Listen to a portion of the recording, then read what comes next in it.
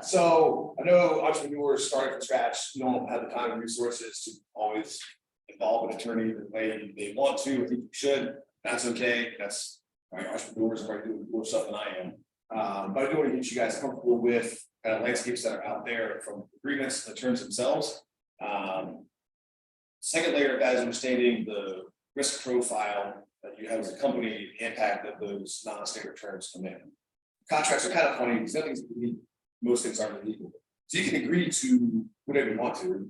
Right? I have questions of can I do this or can I do that? Sure. Just make sure you build that in a risk profile so you understand what's happening. If you need to change anything else about your business model, you can do that accordingly.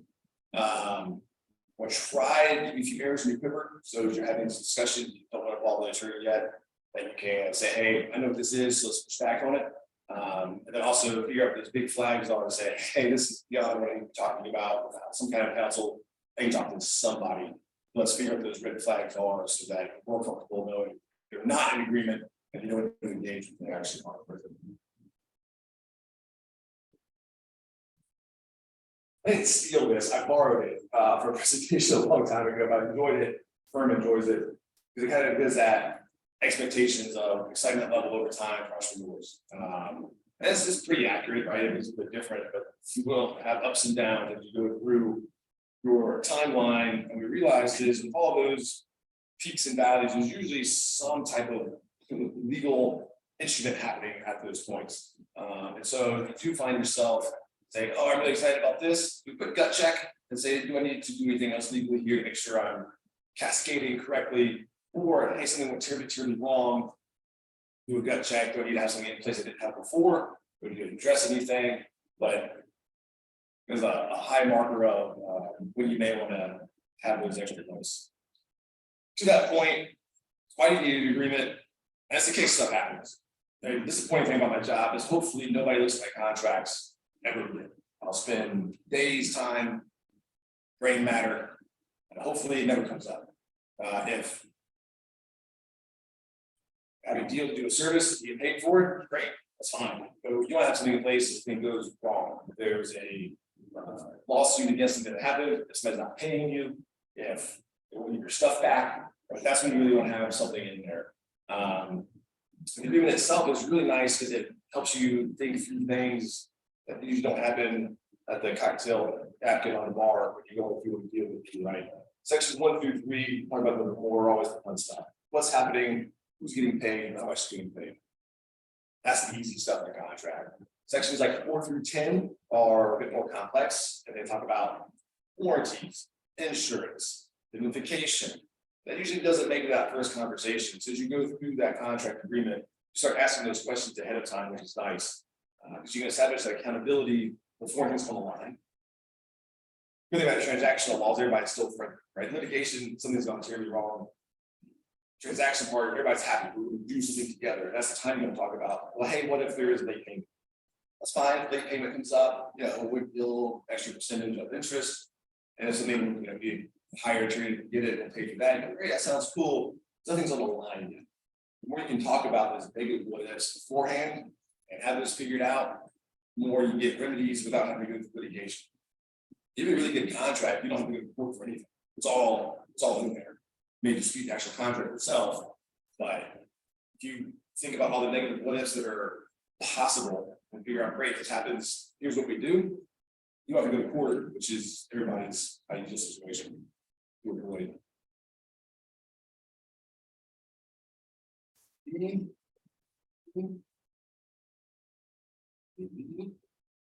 do you need agreement? Lawyer answer, depends. An agreement can go anything from a handshake to 160-page contract. I've done both of them, and you don't always need 160 pages. You should need a little more than a handshake. When you look at the severity or the risk that's going on in that transaction, that should help guide you on doing a contract and how many pages of that contract should it be to figure out what that is, right? If you're hiring a landscaper to take care of it in front of your office, yeah, that can be a one pager, you know, show up with this and pay, and you don't, you're out. But if you're licensing technology that has a hardware and software component, and you look at sub licenses, that's going to get longer and longer. That's okay. That's expected. So I have a lot of clients that can I get a 3-page agreement for this. Well, no, we can just leave a lot of stuff out that may happen with those circumstances. A little less nebulous description. Like, as you think about different ways to measure that, do you suggest folks gravitate more towards like measuring against risk, or measuring against cost, or measuring against time, or More like the business practices and where they're risking. Because usually the more complex it is, I can start with a longer agreement. And like, great, if this is important, take it out. And they go, oh no, actually that is really important to have it. It's like, great, well, if we're not gonna have a warranty, oh, we do need a warranty. And actually, like when they think about all the applications for that agreement, they go, oh, this actually is gonna end up being 20 pages. Yeah. What is that concept of we're not starting out? It's critical to business, you would have somebody have 1 page and say, yes, here's my money. Sections 1 through 3. But those other ones really protect yourself. So a little more specific on when you think it was a transfer of value, which is super vague. So break that down, either transfer of ideas, equity, or money. There's probably a contract involved of some sort. Some more they done.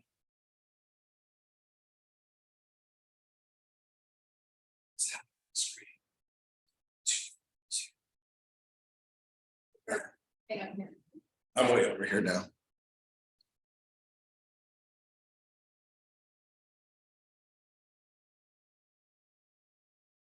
Okay, so ideas would be just that. NDAs, nobody's paying for anything in NDA, just sharing ideas, but you'll make sure it's protected. So let's go ahead and have that agreement. Yeah. Equity, advisory agreement. Paying somebody in cash, or they're giving you ideas of specific, so let's write that one down as well. Money, anything you're either paying for or receiving. Let's go ahead and write that down as well. Shares with clients, not to really terrify them, because at this point, this is how none of your ecosystems should look. This is kind of idea of like where you will be headed when you have your agreement ecosystem to manage those relationships as you look at your company. I couldn't figure a way to do this visually, but like anything from supplier to manufacturer to the company, it's usually money going out from you. So you don't have to write a ledger as you would or you hope for because you're paying for something that you need. The company, the client, the partner, the reseller, that's money going to you. So you just kind of shift your mentality over what you do achieving that agreement, what you need to consider, and what you're willing to give up in terms. You may or may not have more or less leverage depending on those things. And your investor, advisor, employee, contractor. Again, let's just write that down. It's a lot easier for the HR employment issue of being able to stipulate what's happening there. Agreement types. I love and I hate this slide. I need a trademark this or something, but an agreement like any other name just smells like a whole bunch of legal terms. So you can call it whatever you want to. Professional services agreement, services agreement, master services agreement, SaaS license, SaaS access agreement, whatever it may be. But realizing that as you're going through business day to day, these are ones you probably hear most often. If you have questions on what these things are, let me know.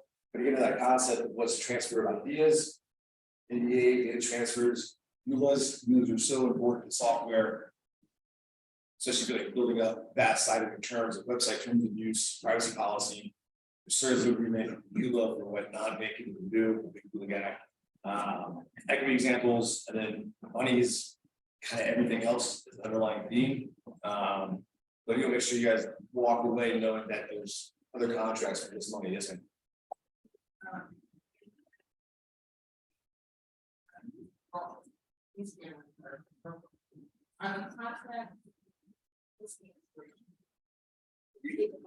Yeah, expiration date for NDAs or contracts generally can be whatever you agree to them to be, but to your, I think to your point, that's just having them. A lot of times with agreements, generally, even MSAs, a lot of your continuing obligations are set on the end of the contract. So you want to make sure you have it in that contract. Otherwise, in perpetuity, you're supposed to keep things confidential. And that's really hard to track and manage. So a lot of times for an NDA, on the term of the NDA, anything we talk about for the next year or two for like the business purpose, that's that length of contract where it applies. But your obligations can extend from day to perpetuity after that for what you learned during that time frame. So that's when you want to say, all right, what was my usual business practice? Do I usually do a data cleanup every 3 years? Do I have data retention policies in place that I'll release and centralize that? Well, master services agreement are similar. If you had that go forever, then your obligations under it also go forever. Any unfair. Any terms you may not like, you keep going. Your first MSA, first agreement may not have a lot of leverage, so you have to have payment terms you don't really love. Right? You prefer to have net 30, but you're the small vendor to somebody and they want net 90. Well, if you never have that agreement expire, you're on net 90 until they say otherwise. So sorry, I kind of heard it all. Are there templates? Yeah, so there, you can probably find templates on all these. That's fine. I'm not gonna do a law firm and do something that's like just having money. Want to make sure you understand what those templates are saying, which we'll kind of get into a little bit more here. And if you don't, I'm attorney say, hey, what does this mean? I just want to know. And then we get like negotiations if they come back with a revision. If you're comfortable with this NDA, they say, well, wait, you want to make this one change. Just make sure you know what that is. And that aligns with your business, you can understand. That's what most of my job is really just explaining the impacts of these terms to the business, what the changes are, and then figuring out like industry norms, what's accepted. Be like, hey, net 9 is crazy. Well, you did net 45 rate, that's reasonable. But gotta have that context of where you could end up. Back to the example though, where agreement types names somewhat matter. The confidentiality of the NDA is wrapped into a lot of like the seller agreements, vendor agreements, confidentiality clause. So there is flexibility, there is fluidity between these things based off what those terms are. And the clauses that are in there. So when I look at the contract, in my mind, they break down into 3 sections. And these are give or take clause numbers, usually where they go. The first 3 clauses are super fun. What's happening, who's getting paid, how much are getting paid. It's great. That's the easy stuff we focus on. Clauses 4 to 10, I start closing a little bit, get a little distracted, which is fine. They offer additional obligations, but they're super important for your risk profile. What kind of insurance do I have to do this project? Or am I requiring somebody else to have to do that? Indemnification. That's a nonsensical word, but if a third party sues or I'm doing work with, who's responsible for that, right? If you're providing a good, providing a service that the client is going to use the world, somebody sues them for that, you want to make sure that doesn't come to you, because even if you're not guilty, you're not even a part of it, you still have to pay the defendant some of the time and resources to be part of that lawsuit. So identification is where we're going to put it quite a bit. Use restrictions, right? Especially for a license, I think that's license. Yeah, you can use this, but if you do A, B, or C, you get it back. This is what that procedure is. So a lot of those additional obligations are there. And then clauses 11 through 20, standard clauses. Sometimes it's respectively titled miscellaneous clauses. They're not wrong, it still feels really rough. Are in every contract, right? They're a line or 2 short little paragraphs where you easy to scan over and go, yeah, that's there, that's there. Government law sounds great. These are the ones where change of a word or 2 goes a long way of shifting things. So they're in there as examples, but it's super important to make sure that you think long term what you can and can't do. And that's kind of the framework of that. So as you read an agreement at your own, just try to push through those first 3 clauses, try to get as far as you can all the way to the bottom. Then you take a break, the next day come back and start at clause 11, really focus on what this means for term termination, in jurisdiction. You know, if you're selling in all 50 states, you don't have to go be subject to 50 different state laws. You go to 50 different states if there's a legal issue, or you want to have that kind of in your home state for the agreed upon disinterested party like Delaware. So yeah, it may never come up, switch out a state or a city, but the impact it could have is if those go wrong is pretty big. How are hurdles all doing this? Legalese, it's obnoxious. There has been a push to get away from like the heretofores and now ever theretos. Still in there a bit. But the terms of art, an example of that too, is one of those things where if you're reading something, it doesn't sound right, doesn't sound like good English, it probably means something that you don't. My favorite, was spoil it, is titles of the essence, the contract. If you ever see titles of the essence, scratch it out, run away. Because the sentence kind of simple. Yeah, time is important, this makes sense, there's a due date, I'll have done by then. That little clause, and it's weird English, opens up all kinds of ancillary damages if you're not informed right on that date. So you have to deliver something by June 1st and not deliver. Anything past then, you can be liable for lost profits, for any additional damages, for them to have to cover it. And you can be held liable for that time that they're missing in between. So it opens a floodgate of things. So if you're reading a contract, outside of just confusing drafting language, anything that doesn't read good, flag that as a lead to ask somebody about that. Next question on it. So when you see that kind of language, how often is it, well, let's just do the due diligence to make sure we have the right language in there, but right remit. Or how often do you actually advise that folks that would put that language in might not be who you want to do business with? Great question. I'll give everybody one. Yeah, because I do it for my clients too. I'll write a contract for my clients. It's in my client's favor, or my clients. Yeah, let's be aggressive with it. And if somebody calls it out, I say, yeah, you can let that was a bit of an overreach. It would have been cool to get it, but let's see where we come back in. Yeah. And then we do another red line version, and then we go from there. If they come back and really put their foot down on something that doesn't either make sense, red flag just from a business perspective, or if they don't care that you are at this additional risk, then all right, maybe that would be the red flag of I had this conversation. Yeah, some companies use the same NSA template for everything they do, and it doesn't line up, right? Time is of the essence. It's usually been for contracting services, contractor services, and building.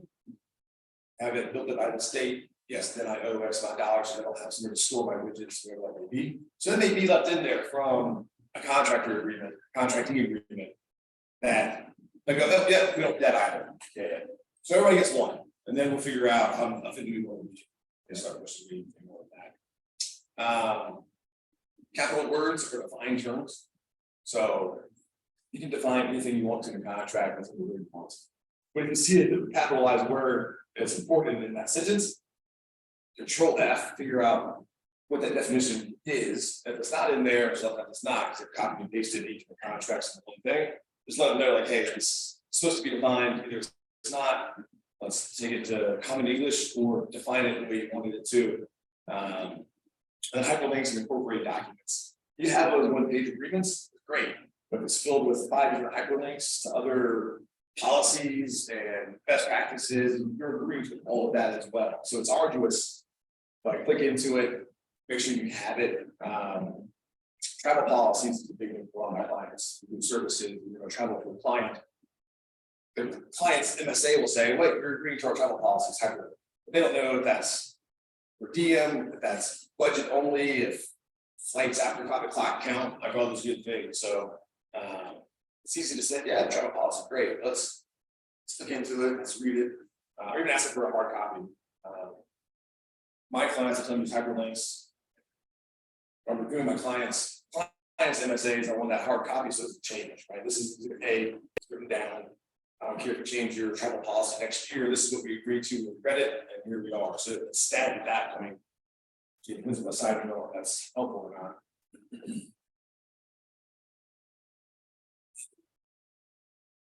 Sure, this is why we see what's happening. There we go. Thinking through the practical application of these terms can also be a challenge. Because you have to think worst case scenario and all the what is down the road. Most entrepreneurs who's good at them, it's full of hope and joy, and things will work out. That's why I'm good at my job at turbulent parties. So I just say, what can go wrong? And if it does go wrong, it could be the end of the world. Somewhere between that is a good thing. But thinking through a clause you may not fully understand, like indemnification is complicated. Then the contract, little box may be okay. Plus, let's take that to the next level up. If there was a lawsuit, what would that kind of lawsuit be? Perfect. How much damage would they actually do with that? What is the likelihood of being liable for it? You have to walk through all these things and just in case. Warranty is the same thing. Like, what's the likelihood that your good service widget is going to go bad? Well, if it's not very likely, then we agree if we want to. If it's bleeding edge, we don't know, we do it as is. Let's talk about that as well. So try to figure out how they all come back through non-standard terms. So if you have your own agreement template, that's what you agree to every time. It's built into your business model. It's fantastic. If you have to start making some gives and concessions on terms, you're not tracking what those are. Well, man, 4 years from now, you're trying to do an exit and do due diligence. They say, well, great, how many of these contracts can you assign freely? Then you're going back through 4 years of agreements to figure out, do I have to get consent to assign this contract if I sell? Is that included if it's a change of control? I don't have to worry about it. I should notify folks. But the earlier you do any kind of tracking of non-standard terms, the easier life will be down the road. So you look back and say, great, publicity. My standard agreement says I can tell the world that you're my client. But I have 5 clients that said, we don't like that, we'll keep this hush, we'll use that clause. And if you're doing a sales deck or you're trying to work on the website or use that logo, how do you quickly know which of those 5 clients you don't have in there, right? That contracts file away somewhere. So that product application actually doing the terms, something to keep in mind. There we go. And back to the risk profile. Everything's mostly doable in your contract. Everything you can't do is make sure that you're either fitting business plans or practice to take on that risk or charging more money. But standard business model, a certain level of risk built into it. Shy of that, you'll make sure you're accounting for it. Insurance is a good example of a bit.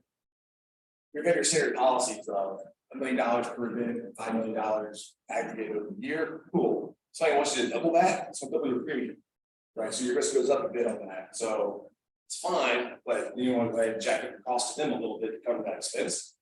So figuring out those all the way through, like what can we take on? Limitation of liability, caps. In the contract, you can say that whatever happens underneath this agreement, I won't pay more than X amount of dollars. Great. But if that goes up, you can build that into your cost structure, make sure you can cover that loss. So if you have one client that terminates in case of everything you got there, you're still okay. So that's something to consider. Example, these are small. That's some of that out of the way. Can you see any of that? So there's some excerpts from a contract I put together to be a bad contract. So I gave off some examples. So when I had questions about things, particularly we're going to talk about that too. Ownership of work product. Scott, we're going to talk about that soon. Is you can do whatever you need to do, but you can figure out who owns what, who is licensing what to whom, and is it a true work for hire where I've done work for you, it's on yours. There's a lot of hybrid stuff now where I have a platform as my standard, where I can go do some custom stuff for you specifically, and you own the icing by the cake. Again, that would be either way to make sure it's owned by who you think is going to be owned by. And by switching out 2 words, company for consulting, it changes the entire landscape of the agreement and what's happening there. Independent contracting relationship. A lot of talk about agency representations. You are being retained by a company. They don't want you to go out and say that you work for them or you sign contracts on their behalf. Likewise, you wouldn't want that for your company, someone you hired. So make sure there's something in there about what is the relationship. If you're not a W-2 employee, officer with certain abilities, make sure it's limited what they can and can't say they're actually doing. Confidential information. Depends on what side of the agreement you're on. If it's your confidential information, you want to like down a super tight you can. Need to know basis, what the term length is, what's excluded and what's not. It can be marked as confidential. The flip side, if you're receiving a lot of information as you choose confidential, you want that to be limited as possible. No, it won't make you write down at least document confidential or disclose it writing 2 weeks after saying it. confidential, so you know what your responsibilities are. Tracking what is and what is not confidential is super important. Trade secrets is also in there, which is technically confidential information, but treated a little bit differently, right? A lot of times, software, there's not a lot of patents going around. So there's a lot of trade secret stuff, and treating that differently is what it should be. It's super important. The accessories and assigns, that's what we're just talking about, especially for the smaller company. That's in the relationship, the more likely they may be to exit or a sale, reshuffling to corporate cool things. So that little clause can determine if you can do that freely, if at all. If you need consent from your client, which is kind of obnoxious, after I saw that company, would you mind saying it's okay? To consent, but it can't be unreasonably withheld, conditions are delayed, right? Yeah, you can sign this contract, but it gives half off next time. Well, that's not what we're talking about here. So just notification, right? The day you know you pay. Little transition. Thank you. Performance, this is what I skipped ahead. Time is of the essence. Timing is one of the things that comes up most often when it's not going to go well. Product can be fine, dollars are usually there, but there's always delays, especially if you get SOW. So the more you carve out those things ahead of time, and consider assumptions. You know, say like, hey, these assumptions we have in the past, we've got 30 days secure, we've got whatever more time. The time journey is usually, and then waiver. My favorite ones is the most nothing of a clause at the end of it. But if you say do or do not waive any claim you did something done previously, you may not have a lawsuit that's a viable one because you didn't enforce a late payment term 2 years prior.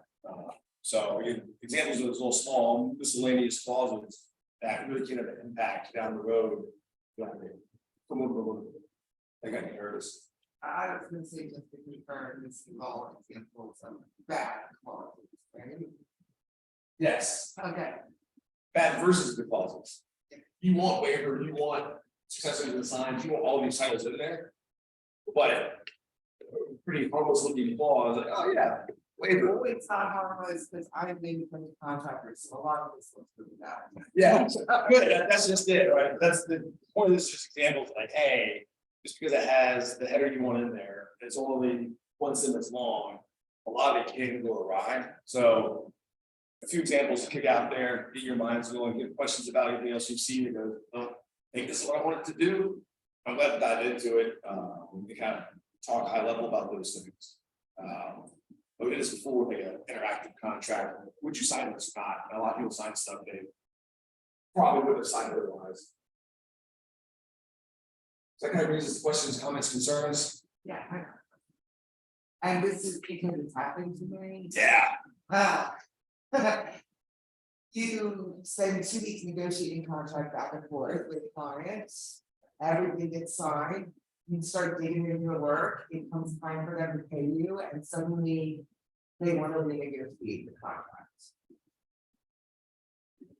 Yeah, I'm sure they do. Why?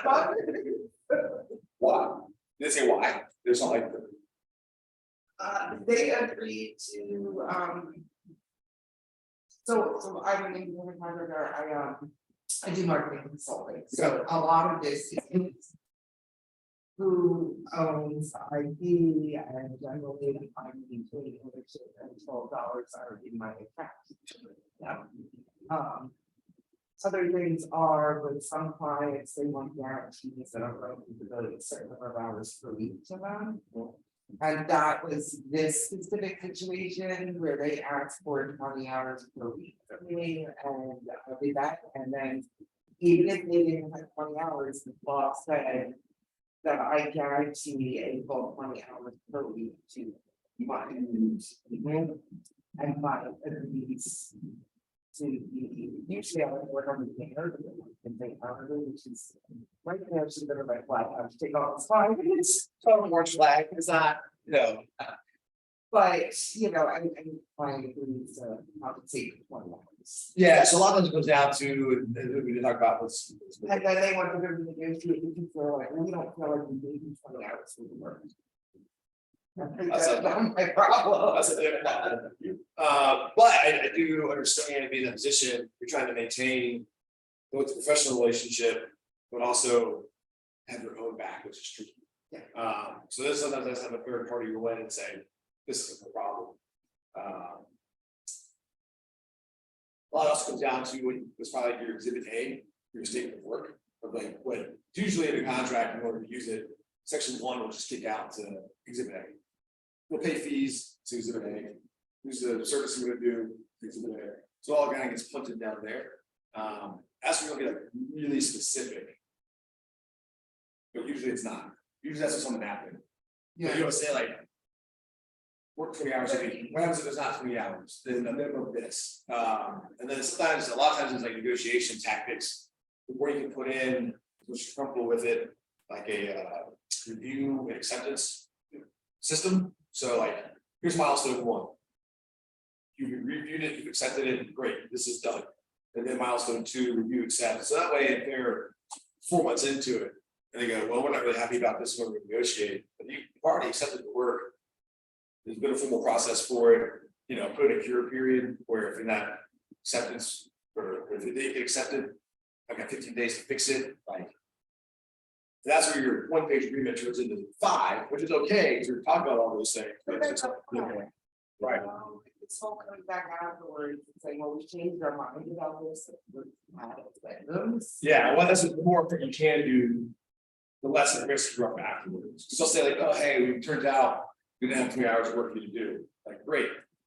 Look at that part of the contract. We're saying it's going to be at least this, or performance based rather than. Which is something that they asked for. So it's always they went in there. Yeah, this is exactly where I think it really is good to have that. And sometimes all that really needs to happen is for someone else to get in the middle of the litigation, and it can see, to get you out of having to like, I need to maintain the right relationship with this client, but they're also not behaving the way they should. Let me get someone else to be my advocate for me in that communication and stuff like that. I came up a lot, and I'm just trying to triple it all, but Lamar Jackson's is an agent and trying to get into contract with the Ravens. The problem was, as the player in the team, so they can't tell him, we're not going to pay you into this because they saw that relationship. That's what the agent is for, to follow that communication through. But it's really hard to be like, oh, it's lucky once a year, but not that much. And that's I think we have. Yeah. Like 3 months later, I ended up fired, then be quiet. Well, that's where that term of termination clause is super important. Because there's levels of termination, right? For convenience, either one party mutual for cause and one party mutual, and different time things from that on. So like a lot of times when you get out of a contract, first you look at a contract, coming out of it, it gives you the wrong. Because if there's no termination for convenience clause, then you're just kind of stuck there. Which is okay if the termination for cause. The party breaches this, does that, and I'm out for cause, so kind of higher their level, raises the culpability. That's probably going to end up being like a living contract where you have those experiences. You're great. I'm going to add a clause in there about that. And now you have a new template. Next time something happens, great. Learn a lesson. When I add a new clause, here's my new template. You kind of keep building, which is again, it's the way it should happen, but the way it does happen. That's not you are special. That's not an individual problem. That's just companies growing and saying, great, I didn't know you didn't do that, or I didn't leverage you. If it's your only client, they say we don't want the termination clause. Okay, it's not in there. Once you have 6 clients, like great, I can walk away now, or I'm not concerned about it. So you have a standard contract, because I find that it's my clients and saying these are ours, and it's not going to be them, although with my. I don't want to take away from your knowledge, but just from my experience, I have a standard contract when I had a session and the handshake type agreement like work together. I say, great, I'll send over a contract. I don't wait for them to push one on me. This is how I work, and you can't work reasonably within these boundaries, and we're not going to have a working relationship. Yeah, totally. To her point, that's all kind of party specific, and the other party, right? Sometimes they're open to it, sometimes they're not. You have your policy, they have their policy. Both are legal. It doesn't matter who either has the leverage or willingness, or reasonableness to accept that.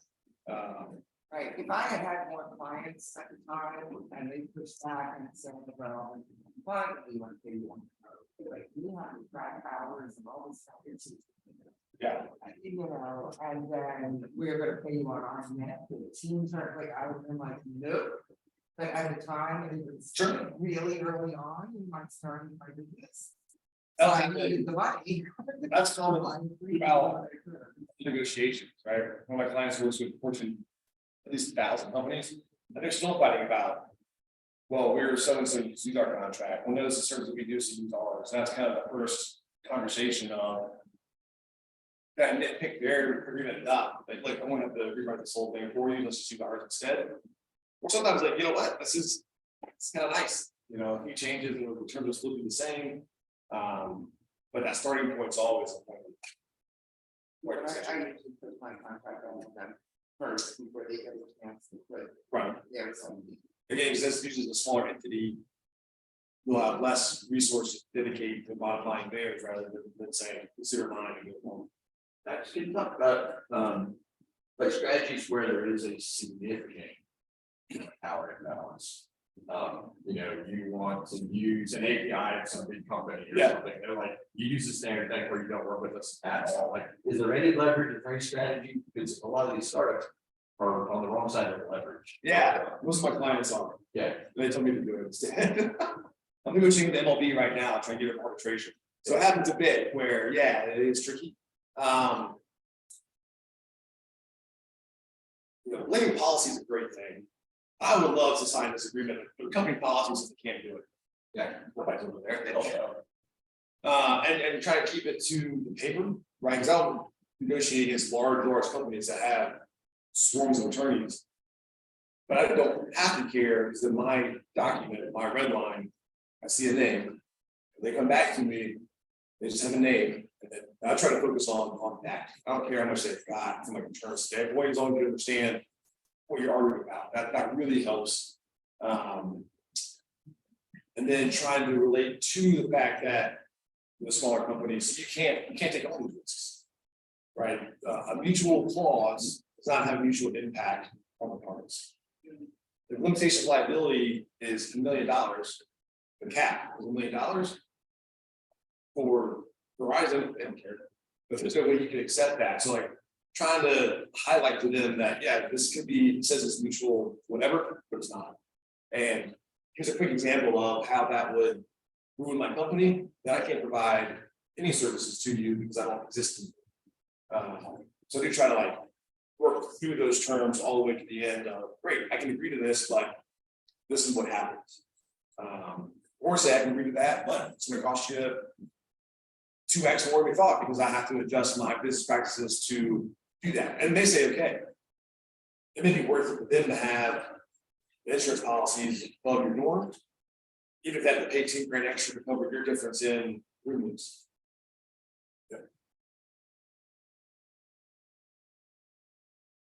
Questions, comments?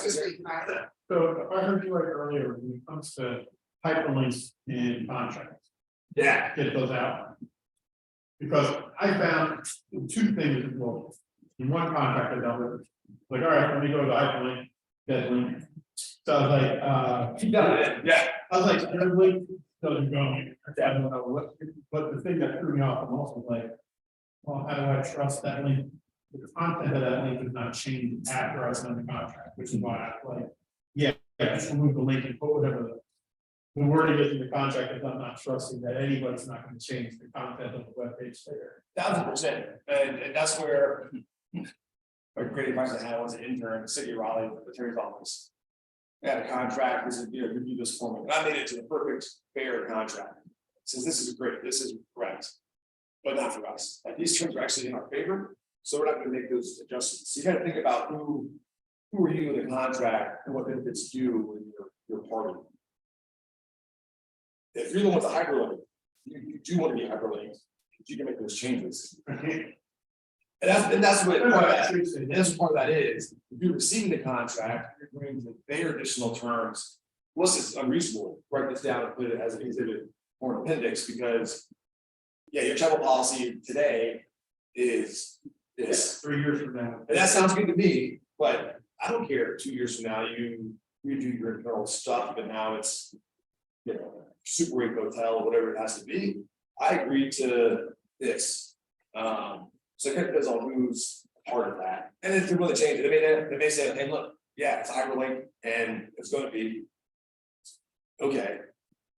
Check your termination language, so that if that clause turns into something unacceptable, you say, great, 30-day notice, now. But then it becomes a business decision of, Super 8 really worth giving that up and keep it. But that's for that. Termination.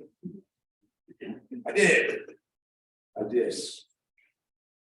What are some ways that folks should be thinking about leveraging their attorney outside of when they do the contract that you frankly legally use for me? Like, what are other ways that they should be thinking about partnering? With an attorney generally, like in a transaction. I think in general with it, right, like, you guys are ready, you want to work with on a regular basis, like. Yeah. Kinds of reasons to pull you into a conversation or whatever. It's interesting. Because it gets expensive or there's perception of expense. Yeah, most of it is, and where I really enjoy the work, I love contracts with agreements, was that general counsel's a heat check. Or anything like sounds like a really good idea, let's just make sure there's nothing else happening in there. And that. Comfort in what was previously unknown. God, nice, a lot of back. Like, oh yeah, we got a new product line, here's the trademark, or here's the logo for it, like we can't trademark this. Or we're calling it this, like you and every other company's calling it that, like. If you get in early enough in the conversation, you say, hey, new product line sounds great. Consider picking up a not a word like Google, which will have every trademark you want, ability and brand value, and we're not competing over whatever else.